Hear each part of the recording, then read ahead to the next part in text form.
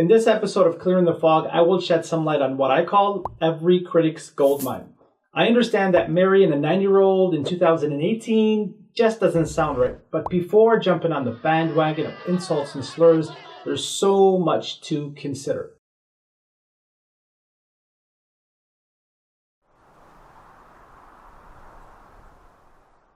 First, let's see how the marriage came about. When his first wife Khadija, 15 years, passed away, a companion by the name of Khawla bint Hakim said to the Prophet, "Will you not marry again?" He replied, "To who?" She said, "To Aisha or Sauda." He said, "Then go on my behalf." She later goes and mentions the Prophet's interest. Upon getting to Aisha's house, she learns that Aisha is already engaged to someone named Jubayr ibn Mut'im. However, the marriage was later called off by the wish of Jubayr's parents out of fear of him embracing Islam. We see here the Prophet did not initiate the proposal, but instead someone else. We also have authentic hadith stating that he saw her in a vision, but doesn't bring it up. In other words, he doesn't say to Aisha's father, "I saw in a vision that I'm to marry your daughter, so just trust me." So it was Khawla bint Hakim who was the one who suggested Aisha as a suitable candidate, knowing very well Aisha's age and the age difference between her and the Prophet, upon whom be peace. So one might ask, what's the father's reaction? See, pseudo-academics insist that the Prophet was flat out wrong for marrying Aisha, upon whom be peace. Had this been true, Abu Bakr, her father, would not remain best friends with him until his death, and he would not succeed him to the throne of Khilafah.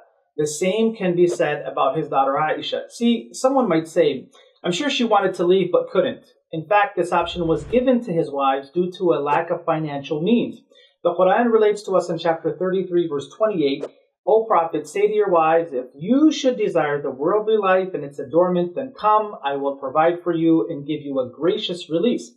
The verse can't be more clear. So the question is, how many of his wives left? None.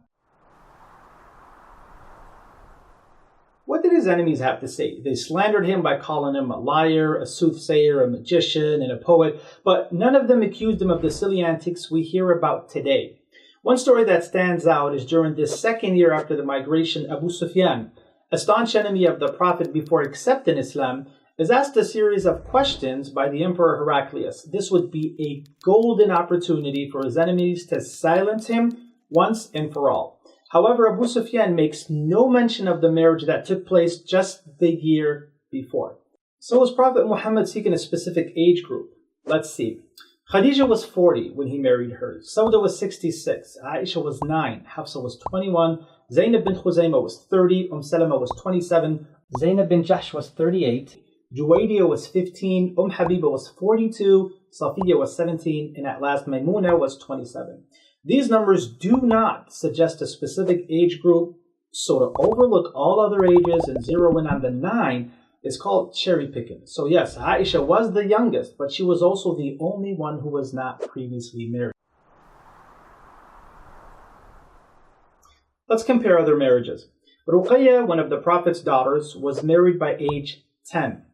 According to the Catholic Encyclopedia, Mary, upon whom be peace, the mother of Jesus, was 12 when married to Joseph, who was 90. In the 13th century, Beatrice de Provence of France was 12 when married to Charles of Anjou. In the 16th century, Marjorie Baker of England was 12 when married to John Baker.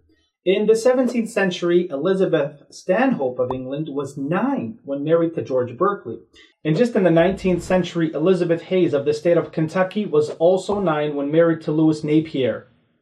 Today, the legal age of consent in all 50 states is at least 16, which is a stark difference when compared with the 1880s, when the age of consent was 10 in most states and only 7 in the state of Delaware. We find more clarity on this by Margaret Wade Labarge in her book, A Medieval Miscellany. She writes, "It needs to be remembered that many medieval widows were not old. Important heiresses were often married between the ages of 5 and 10, and might find themselves widowed while still in their teens." Also, Susan M. Ross in her book, American Families, Past and Present, writes, according to British common law, during the colonial period, the age of consent was 7. Today, we are astounded that girls of this age were assumed to know enough about sex or about sin to make such a decision competently. This explains why anti-Islam polemicists starting from John of Damascus in the 8th century onward are silent about this very subject, and it only begins to surface as an issue in the beginning of the 20th century. Here's how I can see this being an issue today. If there's textual proof stating that 9 is linked to everlasting bliss, or if your Muslim neighbors down the block were marrying their daughters off at age 9, this is just not happening. Societal norms are always changing. Today, words such as shacking up or fallen woman are almost never heard of and never used. For example, fallen woman was used to describe a woman who lost her chastity before marriage. Shacking up or cohabitation refers to a couple living together but not yet married, which was once illegal. Now, what if I told you a woman was jailed for wearing trousers because it was deemed inappropriate? You'd immediately think of some crazy, radical, conservative country in the Middle East somewhere, right? In fact, it's a lot closer than that. It was in Puerto Rico in 1919 where a woman by the name of Luisa Capatello was sentenced to jail for wearing trousers in public. Also, in Los Angeles in only 1938, a woman by the name of Helen Hullick was sentenced to 5 days in jail for coming back to court in trousers after being told not to by the same judge. Again, because it was inappropriate. Things were much more different in colonial America when fornication was not socially accepted. If found guilty, you were punished by either paying a fine or you were struck with a whip in public. Fast forward to today and you're laughed at and ridiculed in high school if you have yet to engage in any sexual activity. By extension, having kids outside of marriage is normal today, but in our past, certain women saw infanticide as a rescue means to avoid being stigmatized. So the question is, why Aisha and what sets her apart? Number one, an early age coupled with an eidetic memory allowed her to retain the hadith tradition, and it's for this reason that the bulk of women's laws come to us via Aisha. Number two, she was of the mukthirin. And this is a title for any companion who narrates more than 1,000 narrations. She is the only woman on this list along with 6 other men. Number 3, of all the women companions, she has the most narrations totaling 2,210 compared to Salama at number 2 with 378. Number 4, she was the daughter of his best friend. Number 5, she was a scholar with her own convictions, so much so that it's said that the fourth of Islam is taken from Aisha.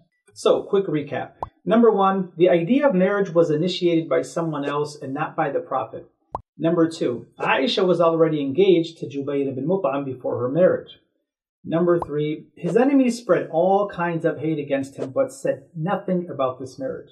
Number 4, both Abu Bakr and Aisha remained loyal to the Prophet till their demise. Number 5, upon hearing the proposal, Abu Bakr doesn't mention Aisha's age or the age difference as a possible hindrance.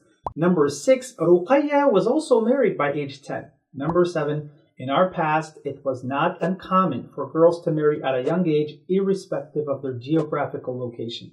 I'll end by this. Yes, this does not align with our perception of a normal marriage. However, to pass judgment on an event that transpired more than 6,000 miles away and more than 1,400 years ago with our present standards is intellectually dishonest.